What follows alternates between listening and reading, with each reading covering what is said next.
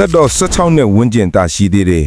တမန်တော်အီဗရာဟင်အလိုင်ဆလမ်ကိုကြီးမားတဲ့မီးပုံလေးကိုပစ်ချခဲ့တဲ့နမ်ရုဘင်ကြီးနဲ့အန်ဖွယ်တမိုင်းကြောင်းလေးဟာဆိုရင်လေအစ္စလမ်တမိုင်းမှာအရန်ကိုထင်ရှားလာပါတယ်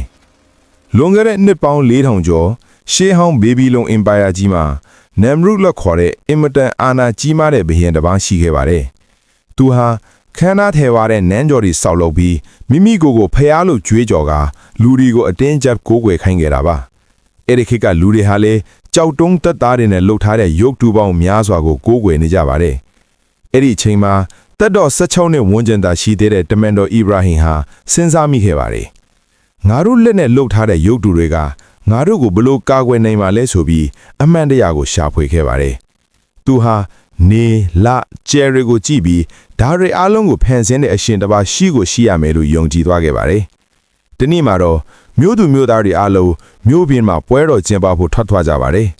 တမန်တော်အီဗရာဟင်ဟာဒီအခွင့်အရေးကိုအသုံးချပြီးရုပ်တုတွေရှိတဲ့ဖျားเจ้าတွေကိုပစိန်တလက်လက်ဝင်သွားခဲ့ပါတယ်သူဟာရုပ်တုအားလုံးကိုရိုက်ခွဲဖျက်ဆီးလိုက်ပြီးအကြီးဆုံးရုပ်တုကြီးကိုတော့မခွဲပဲခြံထားခဲ့ပါတယ်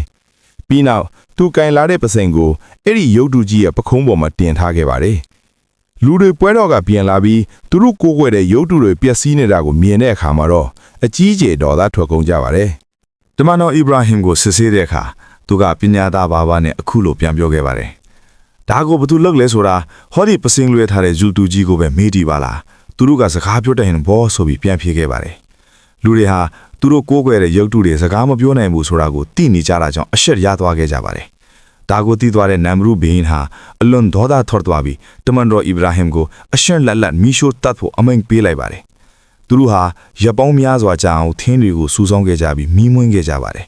မီးပုံကြီးကဘလောက်တောင်ကြီးမားသလဲဆိုရင်မီးပုံပေါ်ကပြန့်တန်းနေတဲ့ငှက်တွေတောင်အဲ့ဒီအပူချိန်ကြောင့်မီးပြင်းကိုပြုတ်ကျလာတဲ့အထိကြီးမားခဲ့ပါတယ်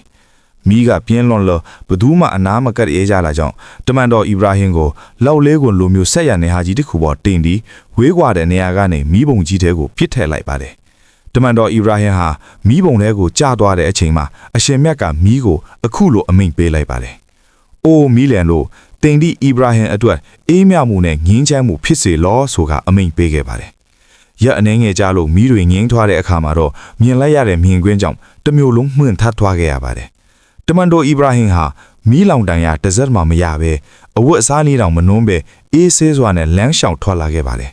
မီးဟာသူ့ကိုချီနှောင်ထားတဲ့ကျိုးတွေကိုပဲလောင်ကျွမ်းစေခဲ့တာပါ